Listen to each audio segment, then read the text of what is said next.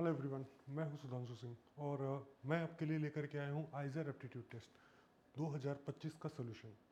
ठीक है, तो इस पेपर में, इस पार्ट में we will cover the physics question paper. और आइजर का टेस्ट 3 घंटे का होता है, जिसमें आपको फिजिक्स, केमिस्ट्री, बायो और मैथ से 15-15 सवाल हर सेक्शन से मिलेंगे।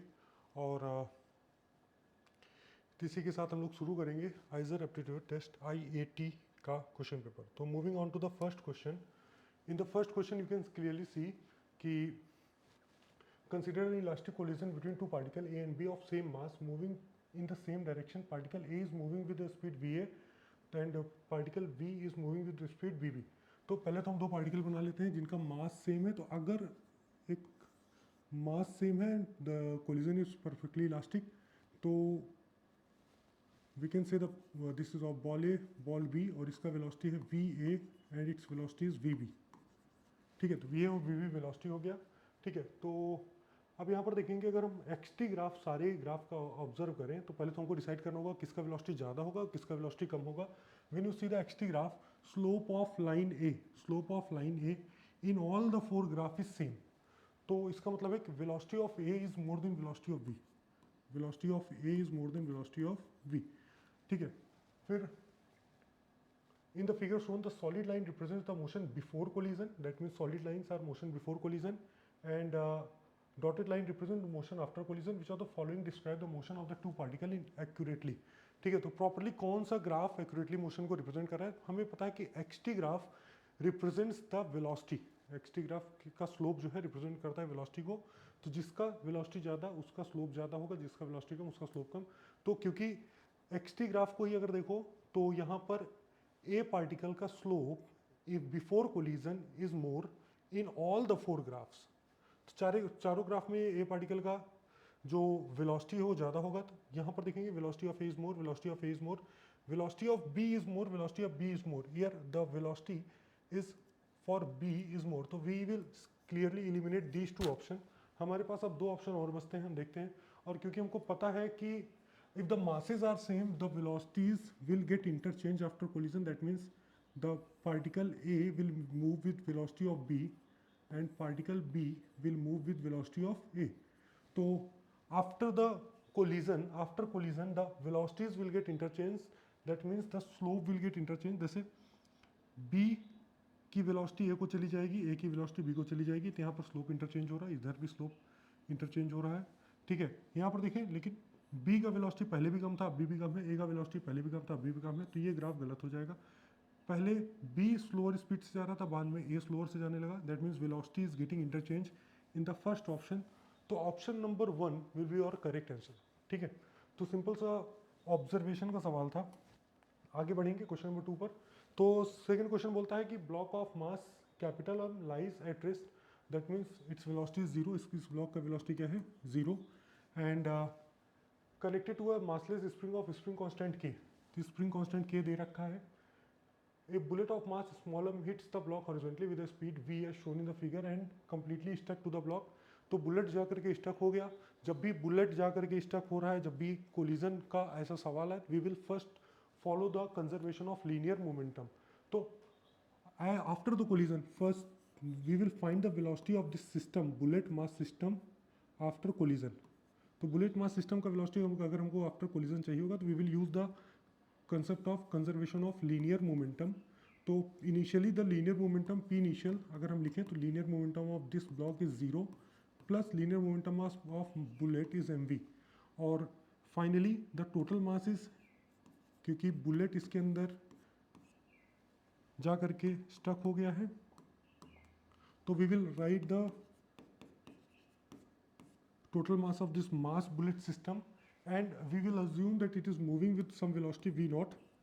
We can say this is m plus m v naught is equal to final momentum, and by conservation of linear momentum P initial is equal to P final, we can say mv is equal to capital M plus small m v naught. So we can say that v naught is equal to capital M plus small m divided by small m, और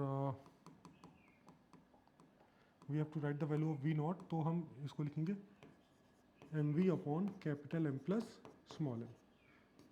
ठीक है, तो this is the velocity after collision, this is the velocity of the mass bullet system after collision. तो collision के पास ये जो मास बुलेट सिस्टम है, this will move with velocity v naught. And what is the maximum compression in the spring resulting from this impact, assuming that at this point is spring is still not fully compressed, that means अगर spring fully compressed नहीं है, but the maximum compression, जब maximum compression की बात करेंगे इसका मतलब है कि ये स्प्रिंग कंप्रेस होते होते at some point this block will stop, ये ब्लॉक आकर के रुक जाएगा। तो for the maximum compression we will use the conservation of energy, that means energy before and energy after.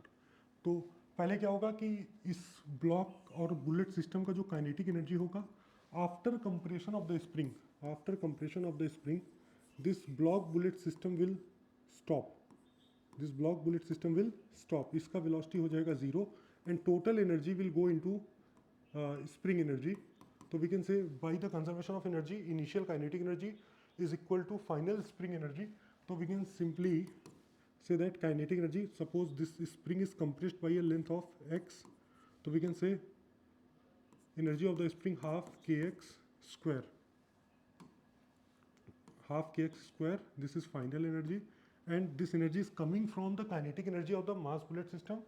So this is half mass of this system is m plus small m, velocity is mv naught square, so we can simply write half, so we can cut the half and half, so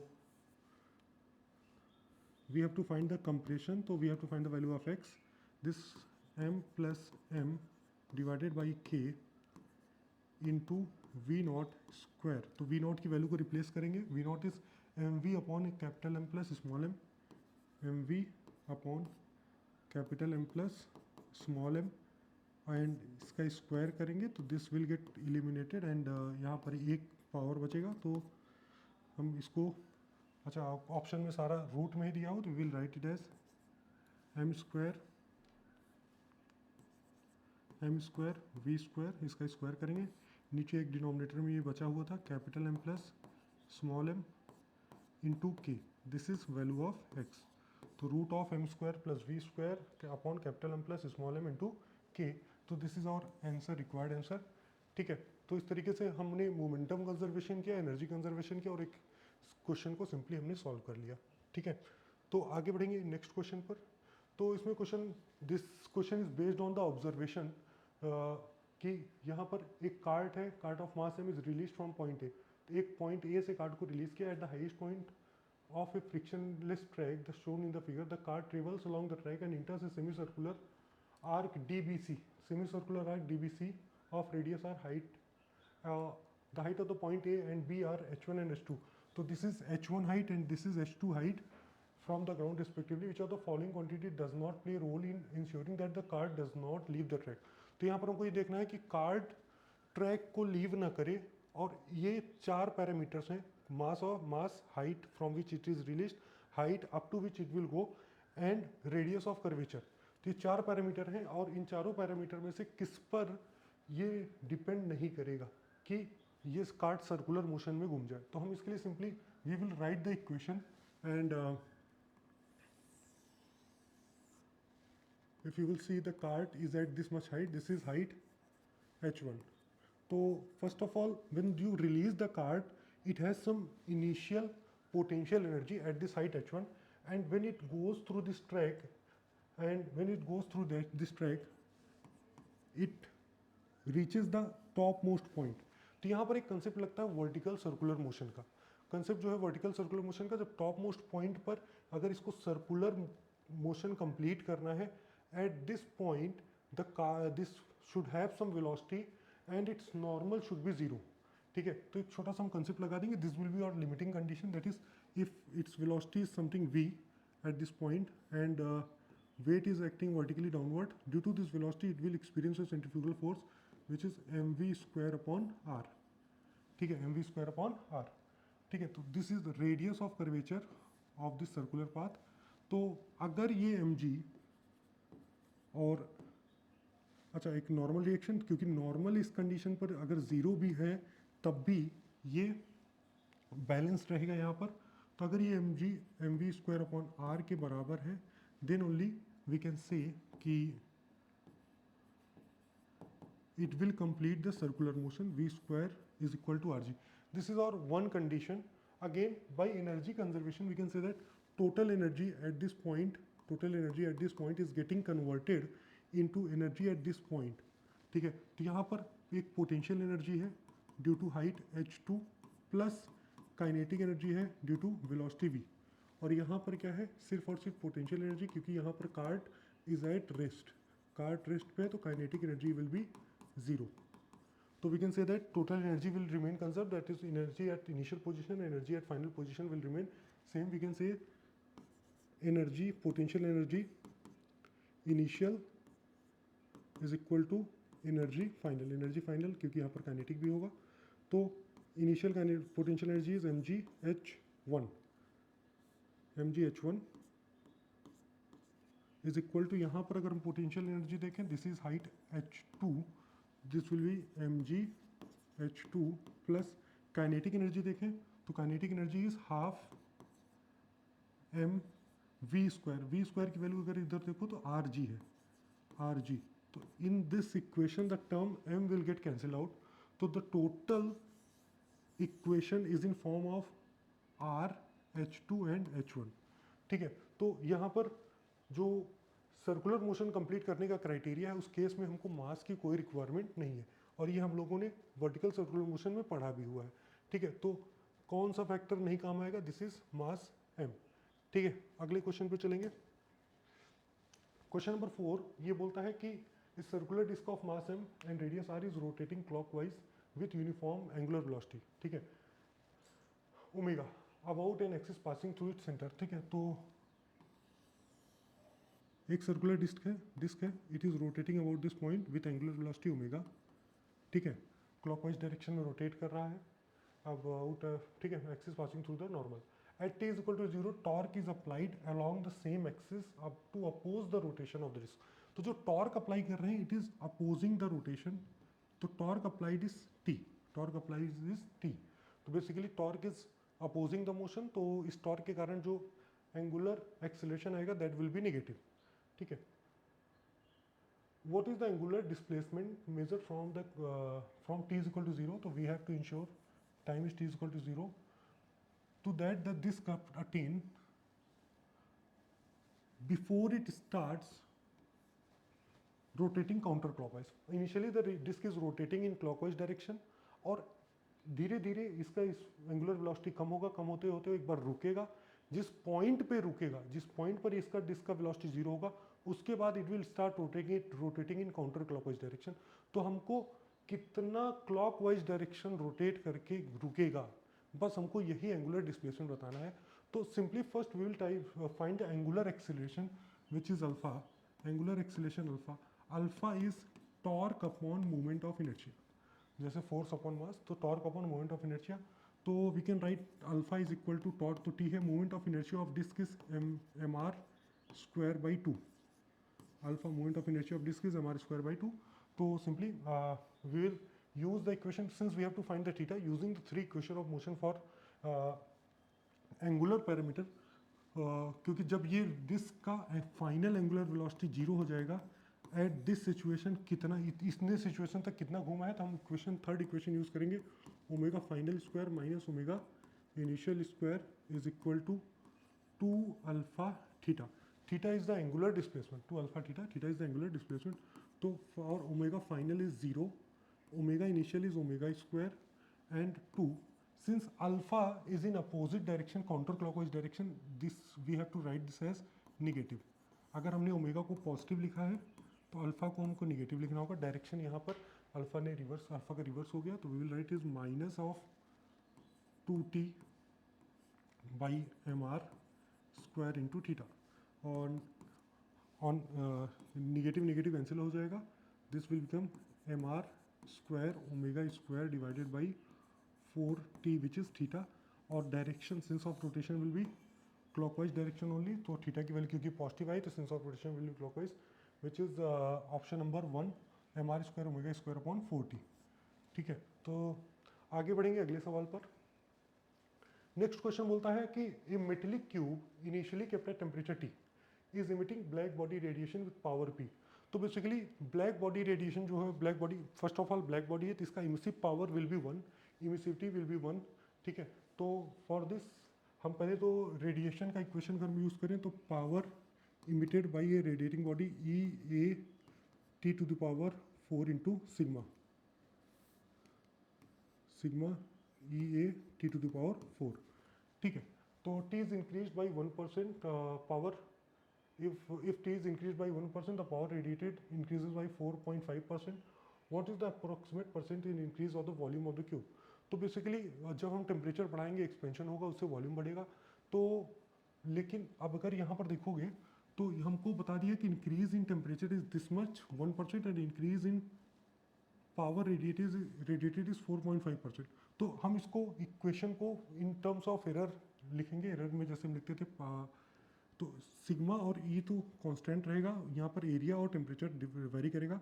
we can write as delta P by P is equal to delta A by A plus 4 times of delta T by T, 4 times of delta T by T. तो अगर हम cube की बात करें,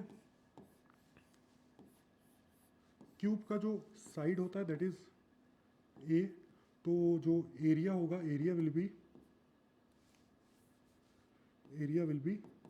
a square. Since it has 6 faces, we will write it as 6. So delta a by a is equal to 2 times of delta side by side, ठीक है। Delta a by a is equal to 2 times of delta side by side, ठीक है। फिर अब अगर हम इसको बोलें कि delta p by p is equal to delta a by a plus 4 times of delta t by t, तो p by p is 4.5% is equal to delta a by a, we have to find it at delta a by a हमको calculate करना है, plus 4 times of temperature में change कितना है 1%, temperature में change कितना है 1%। तो 4 into 1 is 1, 4.5 minus 4 is 0.5% is equal to delta a by a, and if you will write delta a by a is equal to 0.5%, you will get 2 times of delta a by a, and which is 0.25% is equal to delta a by a, ठीक है। 0.25% is delta a by a। हमको यहाँ से मिल गया change in length upon original length, change in length upon original length, ठीक है।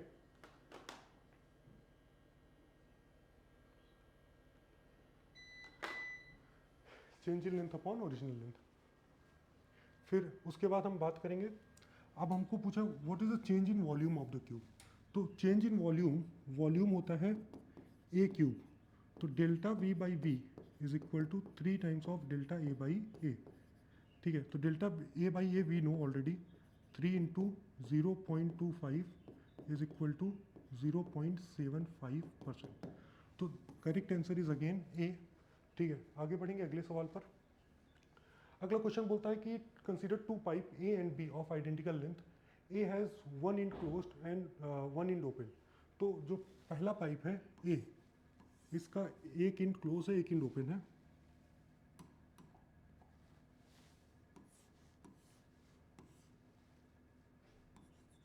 ठीक है। A has 1 end close 1 end open and B has both end open. तो दोनों बी का जो दोनों end है बोथ end ओपन, ठीक है। This is pipe B and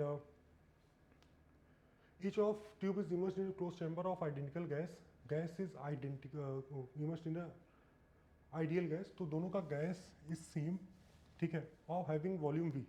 तो गैस का वॉल्यूम v दे रखा है। The chamber containing tube A is at temperature T है, तो इसका जो पाइप के अंदर टेम्परेचर होगा दैट विल बी टी है, and the chamber containing tube B is at a temperature T B, तो इसमें टेम्परेचर है टी बी, ठीक है। The sound frequency corresponding to the N A th, तो यहाँ पर देखेंगे N A th harmonic in the tube A is N B upon and B th harmonic in tube B are same. तो basically sound frequency या N th harmonic frequency in gas A and gas B is same, ठीक है। तो N th harmonic frequency इन दोनों के case में same है। तो first of all we will write the formula for frequency. तो frequency of A will be n into velocity of gas in A divided by 4 times of L, 4 times of L, ठीक है. तो what is the relation between the temperature, ठीक है. तो pipe identical length है, तो length will be same in both the cases, but nth frequency जो इसका nth फ्रीक्वेंसी है, तो we will write here na, और for this closed pipe n की वैल्यू हमेशा ऑड रहेगी, ठीक है, ये हमको बात पता है.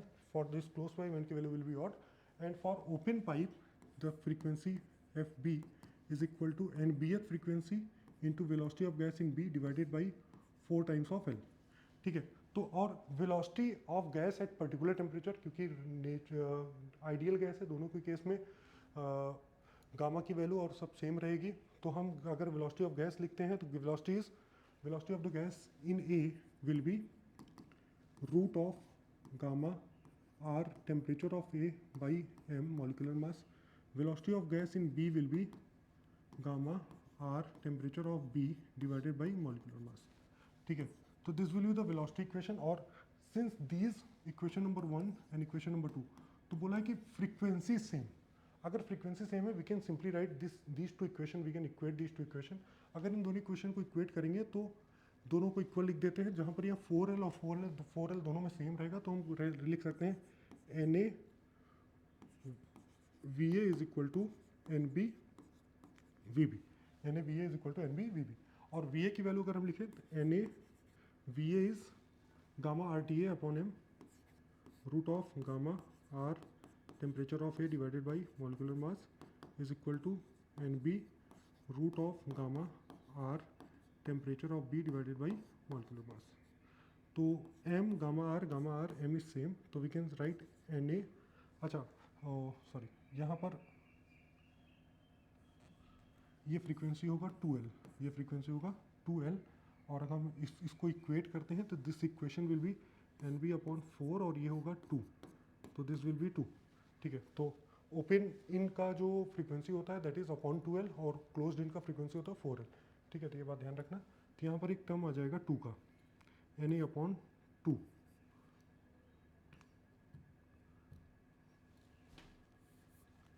तो Na upon 2 into temperature of A का root is equal to Nb upon nothing upon temperature of B, ठीक है. तो हमसे पूछा क्या है, TA और TB में relation.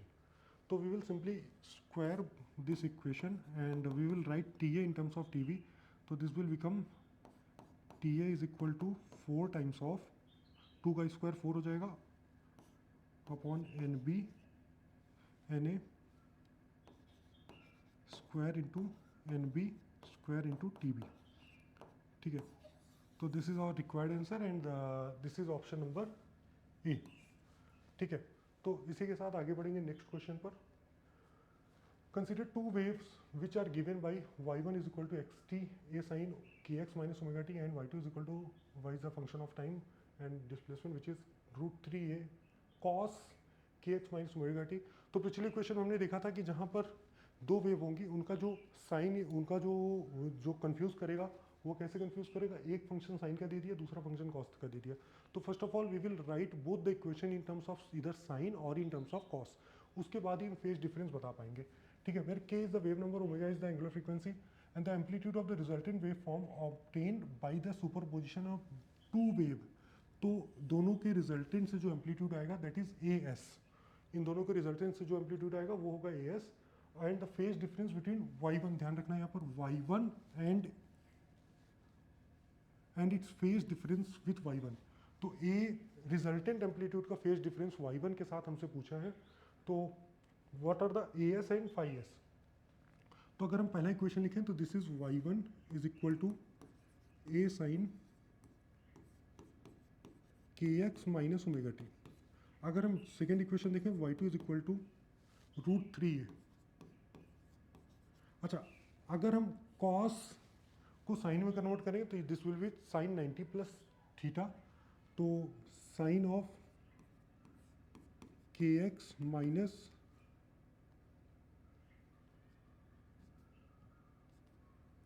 Sign of kx minus omega T plus pi by 2. तो हमने इसको डायरेक्टली कॉस के टर्म को साइन के टर्म्स में लिख लिया. तो यहाँ पर अगर हम देखेंगे तो the y2 is ahead of y1, y2 y1 से आगे है, तो हम इन दोनों को ड्रॉ करते हैं। This is our y1, y1 का जो एम्पलीट्यूड है a है, y2 का एम्पलीट्यूड है √3a, ठीक है। और इन दोनों का जब हम पैरेललोग्राम लॉ से ऐड करेंगे, दोनों का रिजल्टेंट एम्पलीट्यूड कैलकुलेट करेंगे, तो this will be the as, ये बन जाएगा resultant amplitude.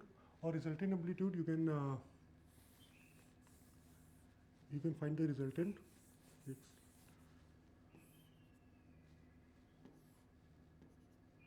√3a and this is as।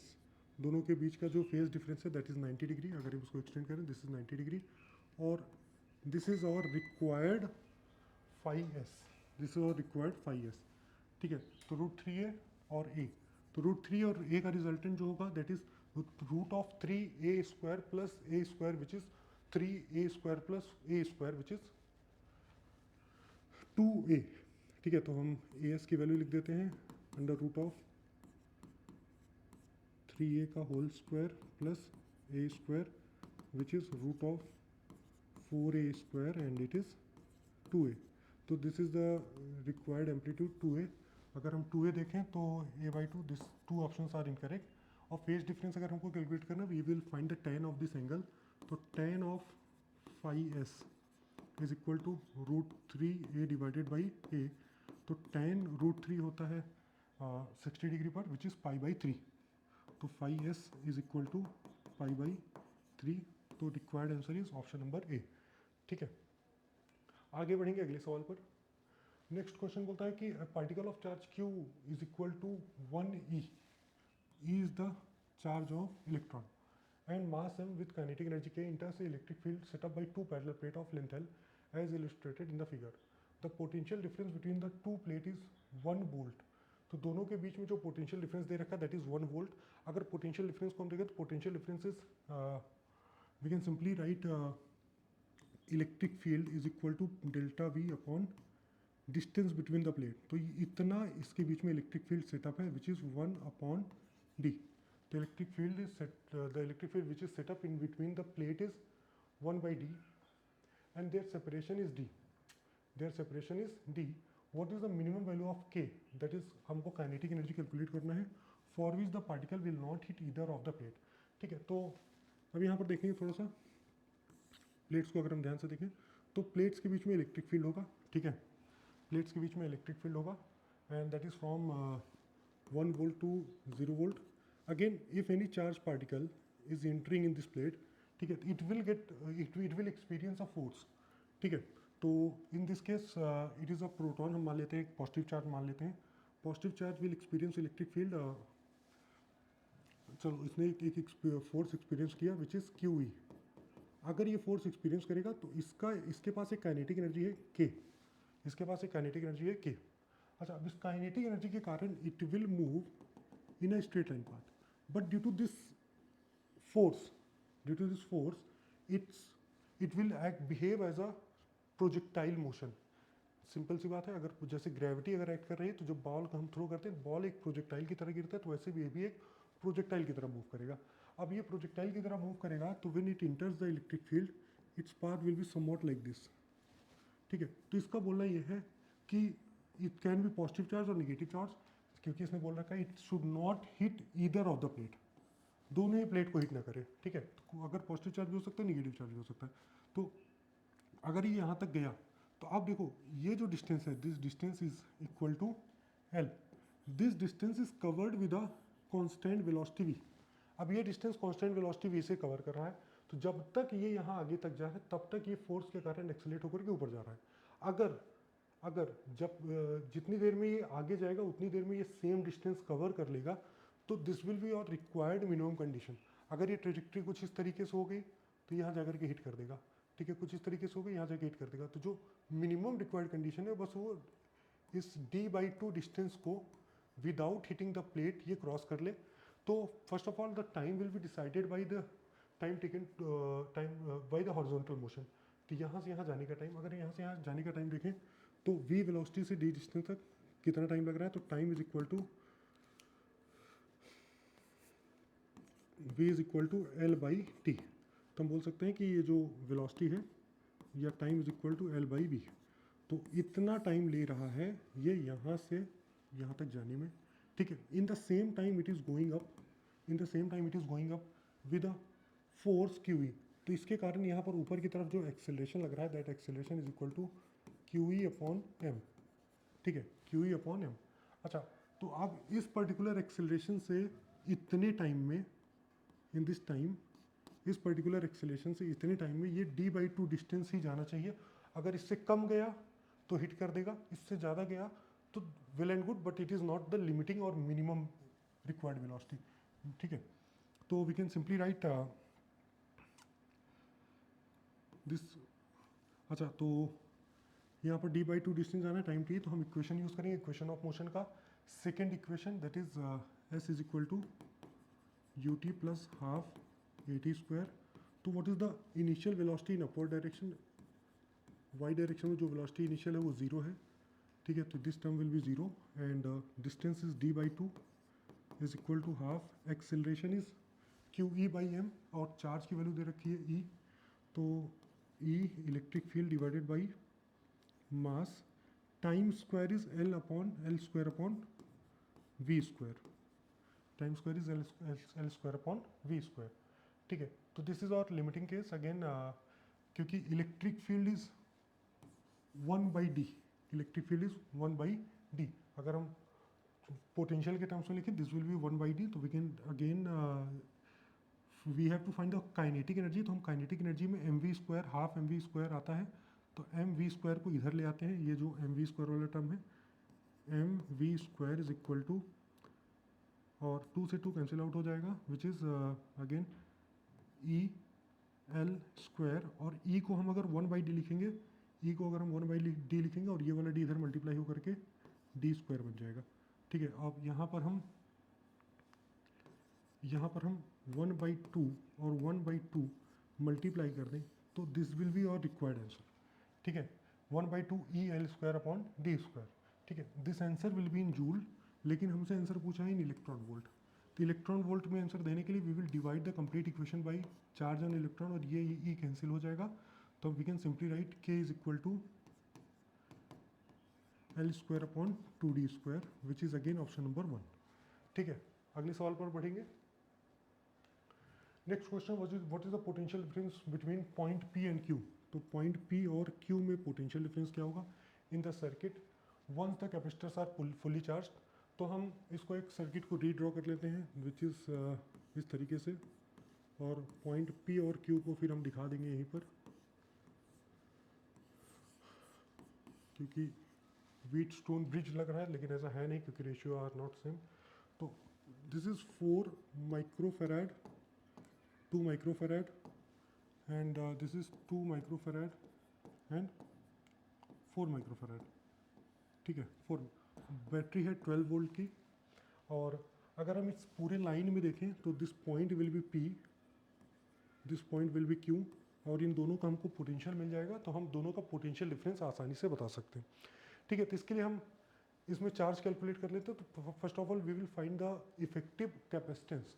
Effective capacitance देखें तो अगर हम यहाँ पर देखें तो यहाँ पर this point is a 12 volt potential, यहाँ पर भी 12 वोल्ट होगा, और यहाँ पर भी कितना होगा 12 वोल्ट, और यहाँ पर 0 हो जाएगा, और यहाँ पर भी क्या हो जाएगा 0, ठीक है। तो इन दोनों का इफेक्टिव कैपेसिटेंस अगर हम बात करें, तो इन दोनों का effective capacitance will be 1/C effective is equal to 1/4 plus 2/4, which is 1/2 को हम लिख सकते हैं 2 × 2, ठीक है। तो दिस इज 3 डिवाइडेड बाई 4, तो C effective is again 4/3, C effective is 4/3 microfarad. तो हम चार्ज की बात करें तो Q is equal to CV, तो कैपेसिटेंस कितना है इफेक्टिव 4/3। इस पूरे में पोटेंशियल ड्रॉप हो रहा है 12 वोल्ट का, तो 12 विच इज़ 16 माइक्रोकूलम। तो यहाँ पर जो चार्ज आएगा दैट विल बी 16 माइक्रोकूलम। तो क्योंकि सीरीज में charge will remain same, series में है तो चार्ज सेम रहेगा, सीरीज में चार्ज सेम रहेगा, तो 16 माइक्रोकूलम, 16 माइक्रोकूलम। तो अगर एक 4 माइक्रोफैराड का कैपेसिटर है और उस पर हमने चार्ज रखा 16 माइक्रोकूलम का, तो इसके क्रॉस पोटेंशियल कितना डेवलप होगा, हमने बोला V1, कितना बोला V1। तो हम we can write V1 is equal to again Q is equal to CV का यूज़ करेंगे, तो Q is equal to Q is 16 is equal to capacitance is 4 and to potential V1। तो इसके across जो potential develop हो रहा है that is 4 volt. जो पोटेंशियल कंज्यूम करेगा दिस पोटेंशियल इज 4 वोल्ट। 12 लेकर के हम यहाँ चले थे, हमने क्रॉस किया 4 वोल्ट का लॉस किया, तो यहाँ पर पोटेंशियल आएगा 8 वोल्ट, और जो 8 वोल्ट का ड्रॉप होगा वो यहाँ पर हो जाएगा। और जब इसको देखोगे तो यहाँ पर 4 वाला again it will have 4 volt, it will have a drop of 4 volt potential, इस पर ड्रॉप हो जाएगा 8 वोल्ट का। तो इधर भी हम 12 लेकर के चले थे, क्रॉस किया हमने 8 वोल्ट ड्रॉप किया और यहाँ बचा 4 वोल्ट। तो जब इन दोनों पॉइंट के बीच का पोटेंशियल डिफरेंस अगर हम देखेंगे that is 8 minus 4 which is 4। ठीक है, तो आंसर नंबर ए। ठीक है, इस ये पोटेंशियल है 8 वोल्ट पर और इसका पोटेंशियल है 4 वोल्ट पर, तो इन दोनों के बीच का पोटेंशियल डिफरेंस होगा वो हो जाएगा 4 वोल्ट का। ठीक है, आगे बढ़ेंगे अगले सवाल पर।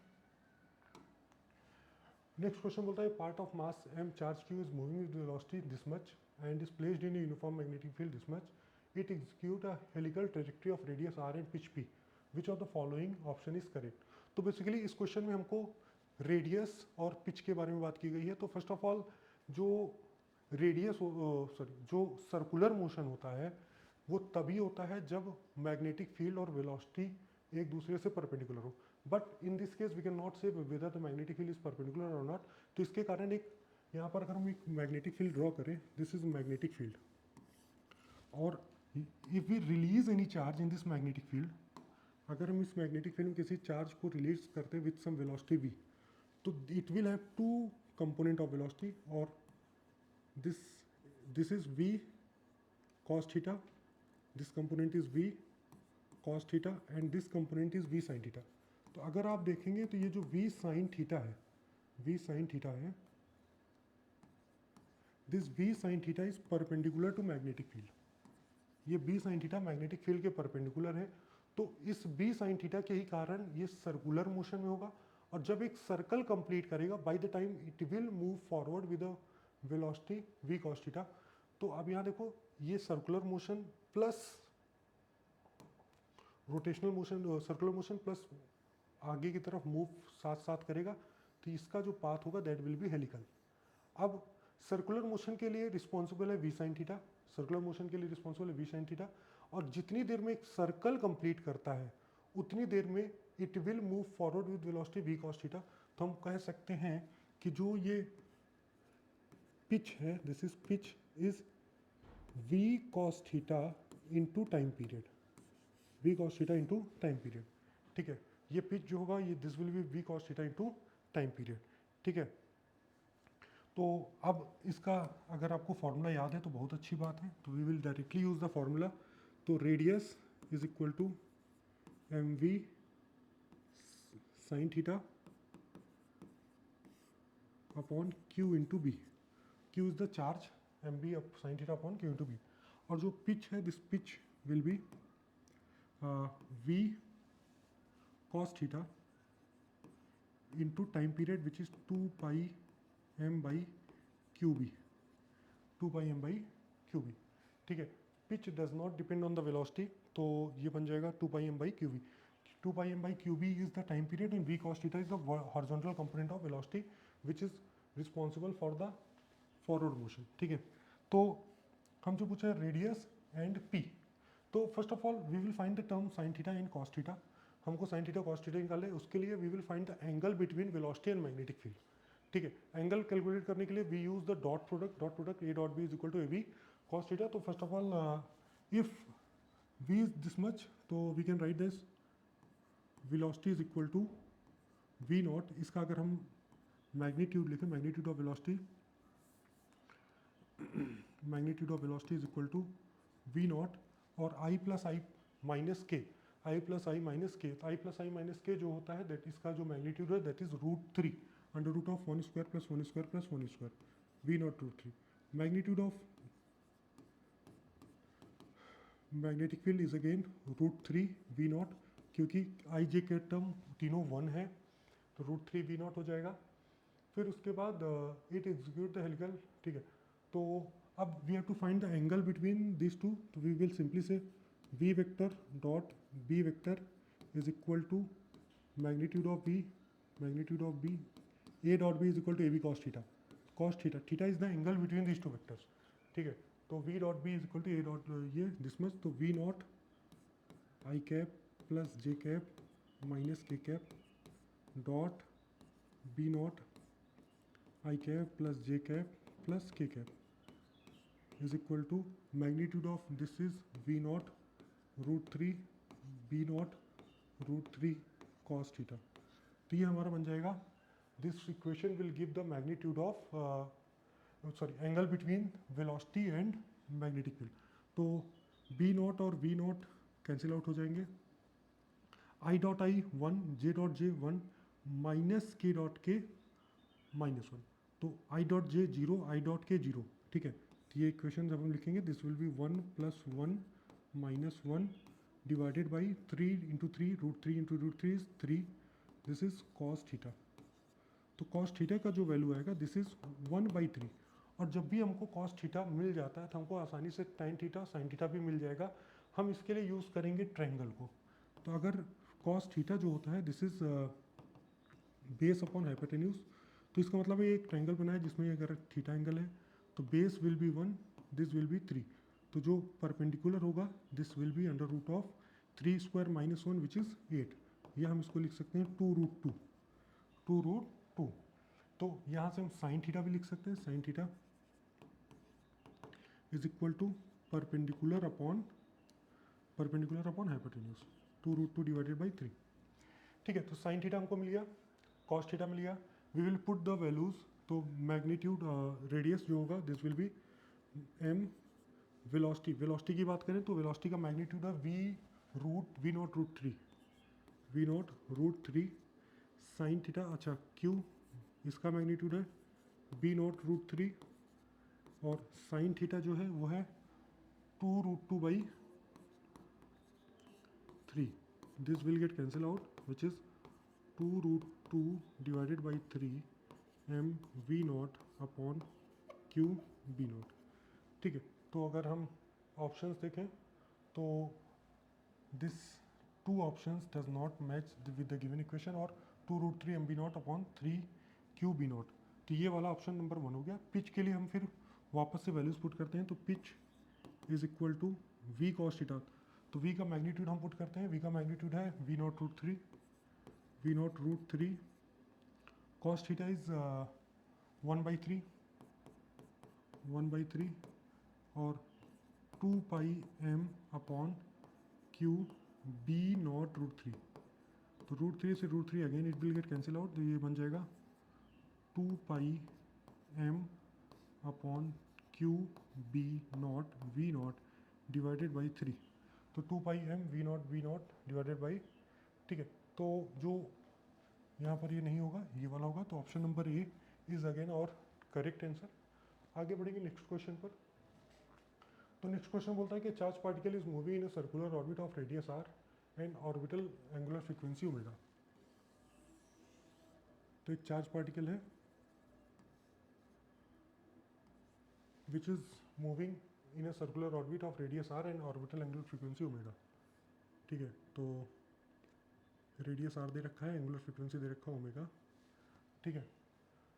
In the presence of magnetic field the orbit is enclosed with in, अच्छा तो मैग्नेटिक फील्ड के कारण मूव कर रहा है, तो we will draw the magnetic field. अगर magnetic field is into the plane तो force should be inward Q V cross B. अगर हम वी क्रॉस बी देखें तो फोर्स आ रहा है ऊपर की तरफ, अगर हम इस डायरेक्शन को रिवर्स कर दें तो वेलोसिटी का, तो वी क्रॉस बी फोर्स आ जाएगा इधर, तो this mean this charge particle will move in this direction of velocity, ठीक है। तो magnetic field is into the plane और charge particle is moving in this way, ठीक है।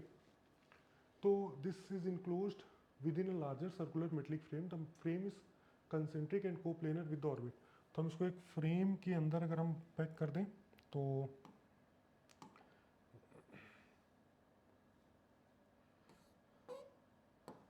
Again this is completely filled with in a frame, और अगर हम इसको फ्रेम के अंदर फिल कर दें और this frame is concentric with the circle, ठीक है। तो This frame is concentric with the circular motion. The radius of the frame is now gradually decreased. Assuming that the particle remain within the frame at all the time, what changes to the trajectory of the particle will occur as the frame is being shrunk? अब यहाँ पर देखो, यहाँ पर अगर हम frame को shrink करेंगे, अगर हम फ्रेम को श्रिंक करेंगे तो the problem is same as we have seen in the Lenz law कि जो EMF जनरेट होगा, that EMF will be generated due to two things. First of all, if there is a variable magnetic field or there is a variable area, तो flux अगर change होगा तो EMF generate होगा. ठीक है, flux अगर change होगा तो EMF जनरेट होगा. और फ्लक्स चेंज कितने कारण हो सकता है? दो कारण से, मैग्नेटिक फील्ड वेरी कर दो या एरिया को वेरी कर दो. तो here we are changing area. अगर हम इसको कंप्रेस करेंगे, अगर हम इसको क्या करेंगे, कंप्रेस, तो जो एरिया इनिशियल था, दिस एरिया वाज लार्जर. जो कंप्रेस होने के बाद एरिया फाइनल होगा, दिस एरिया विल डिक्रीज. जो फ्लक्स इनिशियल होगा दैट इज अगेन लार्जर. और पहले इसके अंदर सपोज करो 100 मैग्नेटिक फील्ड लाइन आ रही थी, जब ये छोटा हो गया तो इसके अंदर मैग्नेटिक फील्ड लाइन की इंटेंसिटी डिक्रीज हो जाएगी. जब magnetic field line intensity decrease होगी तो it will oppose the change of decrease. तो जो डिक्रीज हो रहा है उस डिक्रीज को अपोज करेगा. उस डिक्रीज को अपोज करने के लिए अब ये क्या करेगा, it will produce magnetic field line in the same direction. ठीक है, पहले इधर से ऐसे समझो इसको, पहले इधर से 10 लाइनें जा रही थी, 1 2 3 4 लाइनें जा रही थी. जब हमने 4 लाइन में से 2 ही लाइन इसको भेजा तो what will happen, 2 new lines in the same direction will be produced. तो इसका मतलब है पहले जो फ्लक्स जो है, rate of change of flux को अपोज करने के लिए it will produce induce magnetic field lines.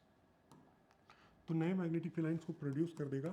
तो as a result total magnetic field inside this smaller circle, magnetic field inside this smaller circle will increase. पहले सिर्फ और सिर्फ magnetic field था, अब प्लस सेम डायरेक्शन में इंड्यूस्ड मैग्नेटिक फील्ड आ गया, same direction में इंड्यूस्ड मैग्नेटिक फील्ड आ गया. तो टोटल मैग्नेटिक फील्ड इस केस में इंक्रीज करेगा. अब हमसे पूछा है कि assuming that the particle remain in the frame, so the radius of the orbit will get gradually decrease and the frequency will gradually increase. So first of all we will see the dependence of radius. So the radius is nothing but qv upon mv. Sorry, radius is mv upon qb. Since magnetic field is increasing, radius will decrease. ठीक है, तो radius जो है वो है mv upon Q. Magnetic field increase कर रहा है तो रेडियस इंक्रीज करेगा. ठीक है, रेडियस डिक्रीज करेगा. और जो ओमेगा है, omega is Q B by M. ठीक है, एंगुलर फ्रीक्वेंसी, क्योंकि सेकेंड टर्म हमसे जो पूछा है दैट इज एंगुलर फ्रीक्वेंसी. तो frequency is Q B by M. Since B is increasing, mass नहीं चेंज होगा, चार्ज नहीं चेंज होगा, तो ओमेगा विल इंक्रीज. ठीक है, तो we will say radius will decrease, omega will increase. तो radius of the orbit will gradually decrease and frequency will gradually increase. ठीक है, तो ऑप्शन नंबर ए. ठीक है, आगे बढ़ेंगे अगले सवाल पर. नेक्स्ट क्वेश्चन बोलता है कि consider equilateral prism of refractive index 1.5 and parallelepiped block of refractive index 2 arranged as shown in the figure such that their adjacent faces are parallel. The light ray enter the prism from the air at angle of incidence this much and दिया नहीं हुआ है what is the angle of emergence theta.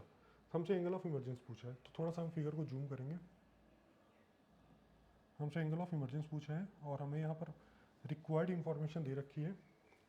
ठीक है, तो first of all this is equilateral prism, this angle will be 60 degree. ये angle भी क्या होगा 60 डिग्री. और एक लाइन इसमें बोल रखी है कि this ray is parallel to the base. अगर ये ray parallel to the base है, this angle will again be 60 degree and this angle will be 60 degree. तो हम इस क्वेश्चन को डायरेक्टली यहीं से सॉल्व कर देंगे. अच्छा, अब सपोज दिस इज एंगल इनी थीटा, उधर गिवन है 5, यहाँ पर कोई एंगल हो गया 5. अच्छा, अब ये नॉर्मल है, नॉर्मल 90 डिग्री बनाएगा, 90 डिग्री बनाएगा तो this angle will B 30 degree. Normal अगर 90 डिग्री बना रहा है, this angle will B 30 degree. ठीक है, तो from Snell's law we can say that mu1 sin phi is equal to mu2 sin 30. ठीक है, तो mu1 is air which is 1, sin phi is again unknown, sin phi, और mu2 is this much 1.5 which is 3 by 2, और sin 30 is 1 by 2. तो this is 3/4, तो जो phi आएगा this is sine inverse 3/4, sign inverse 3/4। तो हमको यहाँ पर 5 मिल गया, ठीक है, हमको यहाँ पर 5 मिल गया।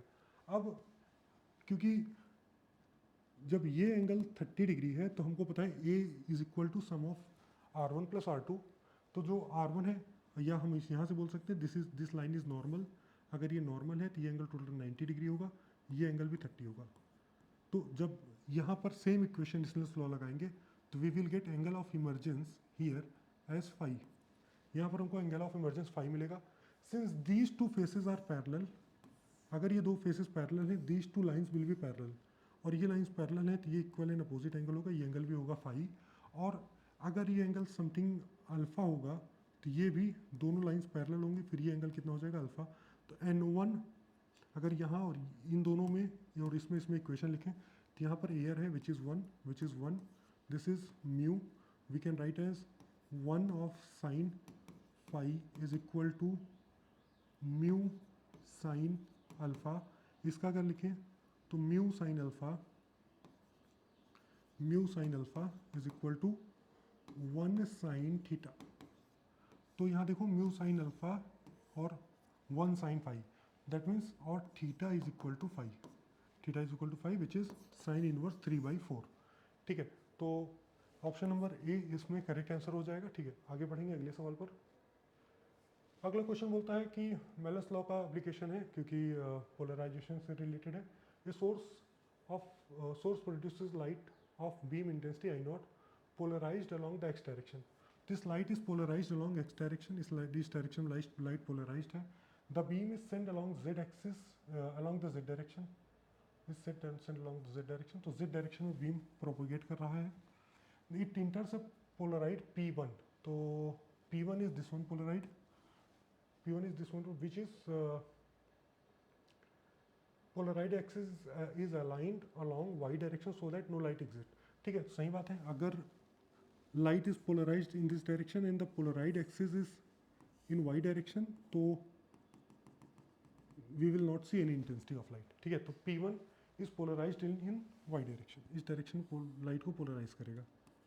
P1 will polarize light in this direction, ठीक है। तो no light is seen, ठीक है, ये भी correct है। तो when another polaroid P2 is placed in between them, the source and P1, the intensity is measured in P1 is this much, ठीक है। तो अगर हमने कोई और एक पोलराइड रखा इन दोनों के बीच में, एक कोई और पोलराइड रखा, तो अब ये देखो दिस पोलराइज लाइट का जो पोलराइजेशन एक्सिस है, this one is polarisation axis और दिस इज पोलराइजर एक्सिस।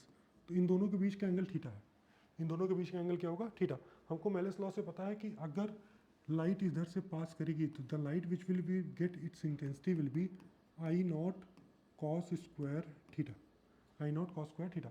अब जो लाइट इधर आएगी the light will be polarised in this direction. अब जब लाइट इस डायरेक्शन में पोलराइज्ड है और this is the polariser axis, तो ये जो एंगल था this angle is theta, this angle will be 90 minus theta. ये एंगल क्या होगा, 90 minus theta. Again if I intensity light is entering the polariser then it will come out with I into cos square 90 minus theta. इसका जो resulting output intensity होगा I0 cos square 90 minus theta, ये हो जाएगा इसका resulting intensity. Again हमको पता है कि इसको हम I डैश लिख देते हैं और I डैश की वैल्यू हमको दी हुई है, I dash is equal to 3I0/16। तो वैल्यूज पुट कर देते हैं, I0 cos square theta into cos square 90 minus theta. तो I0 cos square theta into cos square 90 minus theta,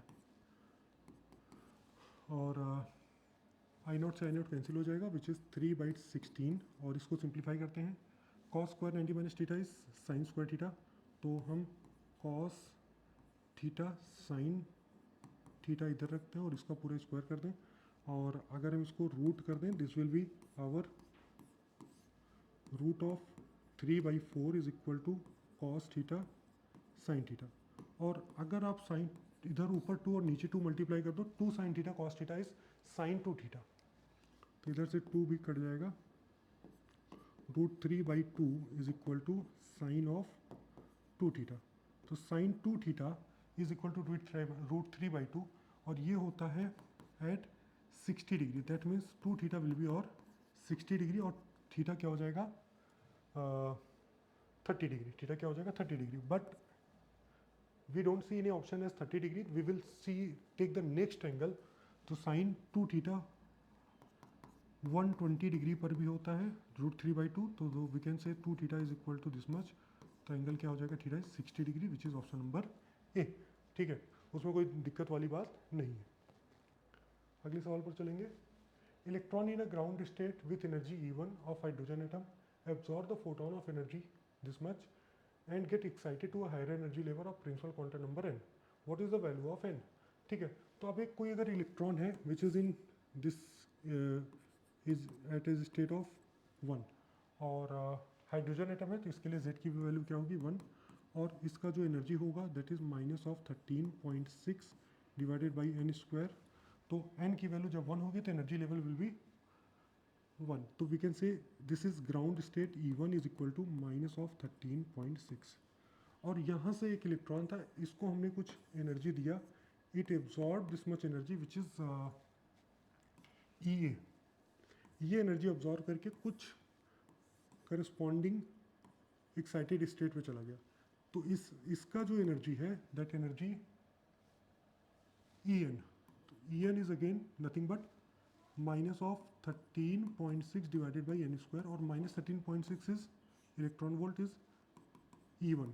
तो E1 अपॉन n स्क्वायर। तो वी कैन से दैट यहाँ पर इसके पास एनर्जी E1 था और इसने ये ऑब्जॉर्व किया, ये एनर्जी ऑब्जॉर्व किया, तो जो टोटल एनर्जी बन गई वो बन गई E1 अपॉन n स्क्वायर। तो we have to tell about the किस ऑर्बिट में जा रहा है, n का वैल्यू बताना है किस ऑर्बिट में जा रहा है। तो हम बोल सकते हैं E1 plus EA is equal to E1 upon n square और n is equal to E1 upon E1 plus EA divided by root. This is our correct answer. ठीक है, moving to the last question of this paper. तो last question बोला है कि particle of mass m charge q is accelerated through a distance d1 by electric field E। तो mass दे रखा है m charge q accelerated by distance d1 by electric field E। Another particle of mass m charge q accelerated by the same electric field through a distance d2। तो जब charge accelerate होगा तो उस पर जो एक्सेलरेशन आएगा that is Q E by M. उस पर जो एक्सेलरेशन आएगा क्यू बाई एम और हमको उसका वेलोसिटी टाइम सब मिल जाएगा। तो both the particle emerge with the same de Broglie wavelength. अच्छा ठीक है, तो दोनों ही पार्टिकल जो डी ब्रॉगली वेवलेंथ है वो सेम है। तो डी ब्रॉगली वेवलेंथ होता है h upon momentum which is h upon mass of the particle into velocity of the particle. तो mass particle of mass m and charge q, charge दिया है mass दिया, mass is same for both the particle, we have to find the velocity. तो अगर हमने किसी एक particle है जिस पर हमने इलेक्ट्रिक फील्ड अगर लगाया तो इलेक्ट्रिक फील्ड, तो इस पर फोर्स लग रहा होगा क्यू ई, एक्सेलेरेशन होगा क्यू बाई एम और अगर हम इसको d1 डिस्टेंस से एक्सेलरेट कराएंगे तो इसका जो वेलोसिटी होगा दिस वेलोसिटी इज समथिंग हमने बोल दिया v1। तो हमने क्या बोल दिया v1। तो we can write v square minus u square is equal to 2as। तो final velocity we have to calculate, initial velocity is 0 and is equal to 2, acceleration is Q E by M और distance is d1। ठीक है, distance is d1। और जब हम दूसरे को देखें तो अच्छा इसका एक का मास स्मॉल m, दूसरे का मास है कैपिटल M। ठीक है, तो हमने यहाँ पर स्मॉल m लिया है। दूसरे का वेलोसिटी हमने पहले का वेलोसिटी बोल दिया v1, दूसरे का वेलोसिटी बोल देते हैं v2 का square is equal to twice Q E divided by capital M into d2। तो this is the velocity of both the particle when accelerated in the influence of electric field और travels the distance of d1 and d2। तो इनके corresponding जो wavelength produce हो रहा है that wavelength is same. तो जो वेवलेंथ है that wavelength is for the first particle, it will be written as h upon mass of the first particle into velocity of first particle. तो velocity of first particle we can write is as this much root, ठीक है, तो which is 2qe divided by m into d1. इसका root m से m cancel out हो जाएगा और अंदर में ऊपर आ जाएगा एक m, ठीक है, तो ये बन जाएगा h upon root of 2qe small m into d1. और सेम हम सेकेंड केस के लिए भी करेंगे which is h upon root of 2qe capital m into d2. Since this is equal to λ1, de Broglie value दोनों का same है, तो यहाँ पर देखेंगे हम इसको जब हम इक्वेट करेंगे तो h divided by root of 2q capital E m d2, तो h सेम रहेगा और इसको हम यहाँ से λ1 को नहीं, इसको दोनों को स्क्वायर कर देंगे अगर, तो ये बन जाएगा 1 upon m into D two is equal to 1 upon m into d1. और हमसे रेशियो पूछा था d2 अपॉन d1 का, तो d2 upon d1 will be small m by capital M is equal to d2 divided by d1, ठीक है. तो this is our required answer which is again option number A, ठीक है. तो इसी के साथ हमने जो आइजर एप्टीट्यूड टेस्ट था उसके फिजिक्स के 15 सवाल कंप्लीट किए हैं. और आप इसको देख करके जाइए, क्वेश्चंस बहुत ही फॉर्मूला बेस्ड, बहुत ही आसान क्वेश्चन आते हैं. हमको थोड़ा सा भी ज़्यादा उसमें कॉम्प्लेक्सिटी नहीं फील होगी, ठीक है. अगर आपने थोड़ा सा भी बेसिक पढ़ रखा है तो आपको बहुत आसानी से हो जाएगा, ठीक है. तो all the best for your आइजर exams और मिलेंगे अगले पेपर के लिए नेक्स्ट वीडियो में. Thank you everyone.